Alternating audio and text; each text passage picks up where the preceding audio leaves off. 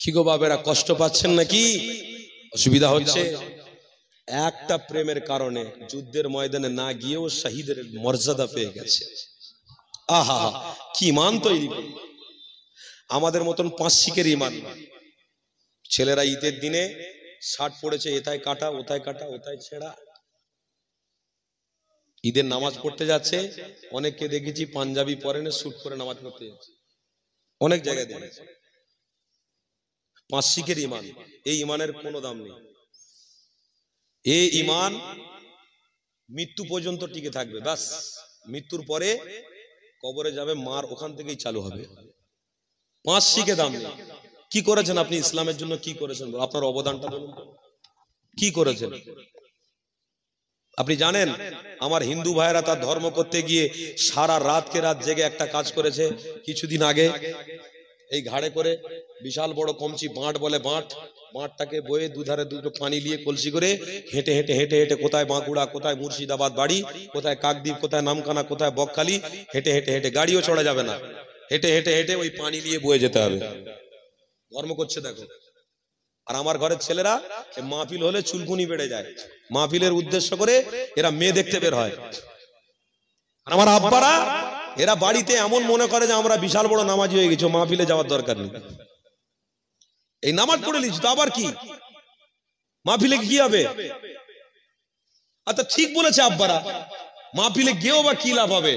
যে মাহফিলের কেন্দ্র করে মেলা হবে, যে মাহফিল কেন্দ্র করে মেয়েরা সব রাস্তায় বেরোবে। আর আব্বাদেরকেও বলছি, আপনারা কেন মজবুত হননি?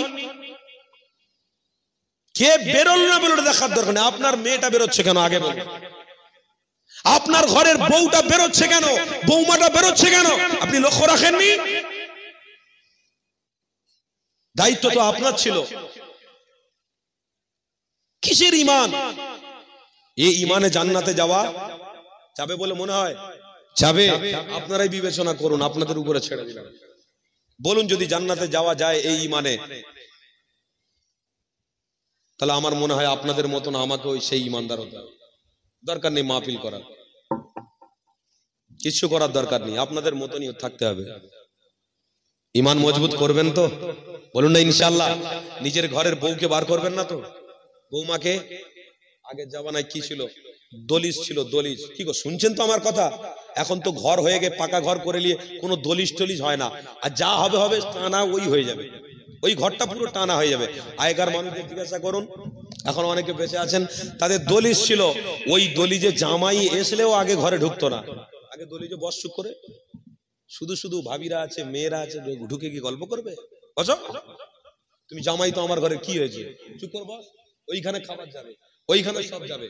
মেয়ের সাথে দরকার আছে, প্রয়োজন আছে, একটা ঘর আছে, সবাই সাইড হয়ে যাবে, জামাই একটু ঢুকে যাবে। এখন সেসব আছে?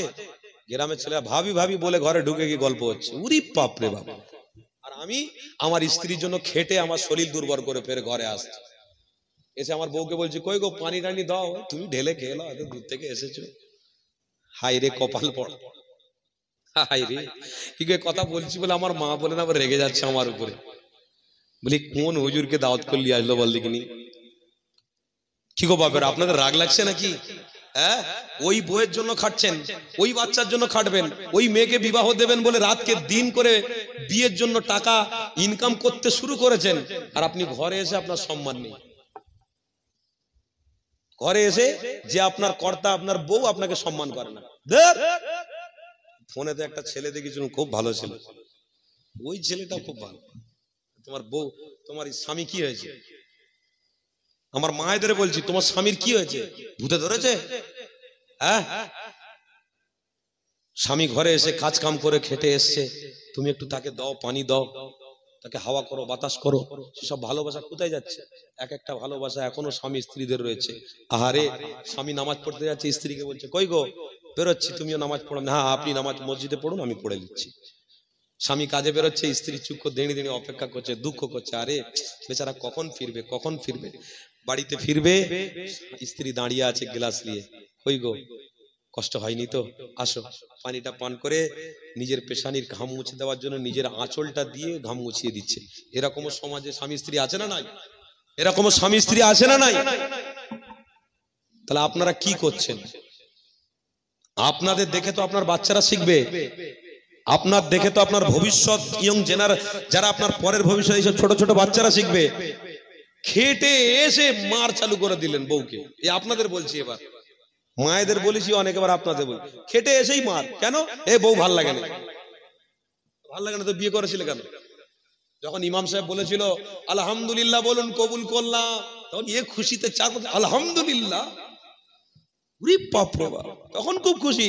5-6 বছর হয়ে গেছে, এবার আলহামদুলিল্লাহ বাদ দিয়ে এবার সুবহান, এই শয়তানের মাস শুরু, ইবলিশের মতন কাজকর্ম, হদ্দম মার, ঘরে ঢুকতেই মার, বেরোতেই মার, কথা আবার ফোন হয়েছে, ফোনে ফোনে আবার ঝগড়া।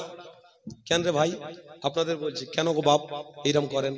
আল্লাহর দেওয়া নিয়ামতটাকে স্বেচ্ছায় মেনে নেন। কালো হলেও এটা আমার আল্লাহর দেওয়া নিয়ামত, জোরে বলে। ফর্সা হলেও এটা আমার আল্লাহর দেওয়া নিয়ামত।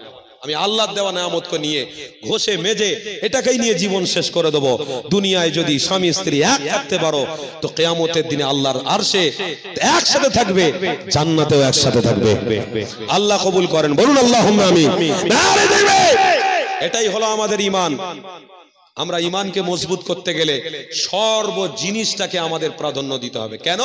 পবিত্র কোরআন বলছে ওয়া আহসিনু ইন্নাল্লাহা ইউহিব্বুল মুহসিনিন। প্রত্যেকটা আমল তোমরা নিষ্ঠার সঙ্গে, প্রেমের সঙ্গে, ভালোবাসার সাথে করো। মিছামিছি ছুঁচো মেরে হাত বন্ধ করোনি, ভালোবাসার সাথে করো। নামাজ পড়বেন ভালোবাসার সাথে, আদবের সাথে।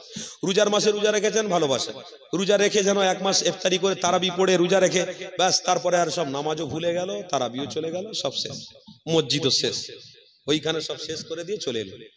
কি গো শুনছেন বাপেরা, আমার ভাইরা? তাই আপনাদেরকে বলছি, কি গো আপনারা কষ্ট পাচ্ছেন নাকি আমার কথা? হ্যাঁ, দুঃখ পেলেন না তো বাপ, আমরা সিলসিলার লোক গো, আপনারাও সিলসিলার ব্যক্তি। দুঃখ কষ্ট আমরা দিতে চাই না, কেন আমার মুজাদ্দিদে জামান বলেছে, যার ভিতরে আদব আছে তার ভিতরে ঈমান আছে, যার ভিতরে আদব আছে তার ভিতরে ঈমান আছে। বাবা আমরা সিলসিলার মানুষ, আমরা আদবটাকে প্রথম ফলো করি বাপ। ওসব বেয়াদবি মার্কা কথাবার্তা বলে কোনোদিন উৎসাহ করা জান্নাতে যাওয়া হবে না। তাই আমরা আদবের মধ্যে আছি, মুজাদ্দিদে জামানকে মানি, মেনে মরবো, বলুন ইনশাআল্লাহ। আমার বাপ ভাইরা, আমার কমিটি ভাইরা একটু আবদার করেছে, ইমাম সাহেব ভাই আমার আবদার করেছে, কি গো আগামী বছর জলসা হবে না হবে না? কবরবাসীদের উদ্দেশ্য করে জলসা হবে না হবে না? এই কবরবাসীরা, আপনার আব্বারা চলে গেছে, আপনারাও চলে যাবেন, আগামী বছর নাও বাঁচতে পারেন। এই মাহফিল থাকলে আবার গ্রামের মানুষ সবাই মিলে, আলেমরা মিলে আপনার জন্য দোয়া চাইবে। কি গো এটা ভালো না ভালো না? এটা একটা নাজাতের রাস্তা, এটা একটা আমল করার জরিয়া, এটা একটা সঠিক রাস্তা, এটাকে বন্ধ করে দেবেন না। তো এর জন্য এত সুন্দর সৌন্দর্য গঠন গাঠন, এর জন্য কিন্তু আপনাদের একটু সহযোগিতা করা লাগবে। কি গো আমি একটু বলবো আপনাদেরকে, বলবো? বলুন না বাপ, আপনারা বললে তবে বলবো, বলবো বলবো 2000 টাকা করে আগামী বছর মাহফিলের জন্য 10 জন বলুন বিসমিল্লাহ বলে ইমানি মাহফিলে, দেখি ইমানের জোর কত। দেখি আমার এই গ্রামে পাথরঘাটা, এই আশপাশের গ্রাম, হ্যাঁ হ্যাঁ, মাগরিব বারগার এই গ্রামের আমার বাপেদের, আমার ভাইদের ইমানি জোশ কত দেখি।